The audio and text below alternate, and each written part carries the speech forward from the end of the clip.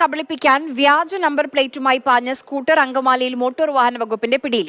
ഗതാഗത വകുപ്പ് മന്ത്രിയുടെ വാഹനത്തിന് തടസ്സം സൃഷ്ടിച്ച സ്കൂട്ടറിനെ പറ്റിയുള്ള അന്വേഷണത്തിലാണ് പിടിയിലായത്. പ്രദീപ് ജോസഫുണ്ട് വിവരങ്ങളുമായി. പ്രദീപ്, എവിടെ വെച്ചാണ് പിടികൂടിയത്? കഴിഞ്ഞ ദിവസം ഗതാഗത മന്ത്രി അങ്കമാലിയിൽ എത്തിയപ്പോഴാണ് അദ്ദേഹത്തിന്റെ വാഹനത്തിന് തടസ്സം സൃഷ്ടിച്ചത് സ്കൂട്ടർ പാഞ്ഞത്.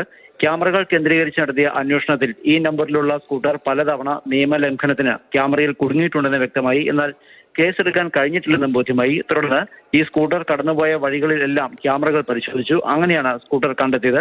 അങ്കമാലി ടൗണിനടുത്ത് നിന്ന് തന്നെയാണ് ഇന്ന് മോട്ടോർ വാഹന വകുപ്പ് ഉദ്യോഗസ്ഥർ സ്കൂട്ടർ കണ്ടെത്തിയത്. പിടിയിലായ ഈ സ്കൂട്ടർ പിന്നീട് അങ്കമാലി പോലീസിനെ കൈമാറി. അങ്കമാലി സ്വദേശിയായ സേവിയർ എന്നയാളുടെ പേരിലാണ് ഈ വാഹനത്തിന്റെ രജിസ്ട്രേഷൻ. അതേസമയം ഈ സ്കൂട്ടർ ഓടിച്ചിരുന്നത് ആരാണ് എന്നത് സംബന്ധിച്ച് ഇനിയും വ്യക്തത വന്നിട്ടില്ല. രജിസ്റ്റേർഡ് ഓണർ തന്നെയാണോ മറ്റാരെങ്കിലുമാണോ എന്നത് വ്യക്തത വന്നിട്ടില്ല. പോലീസും മോട്ടോർ വാഹന വകുപ്പും കൂടുതൽ വിവരങ്ങൾ കണ്ടെത്താൻ വേണ്ടി അന്വേഷണം തുടങ്ങിയിട്ടുണ്ട്.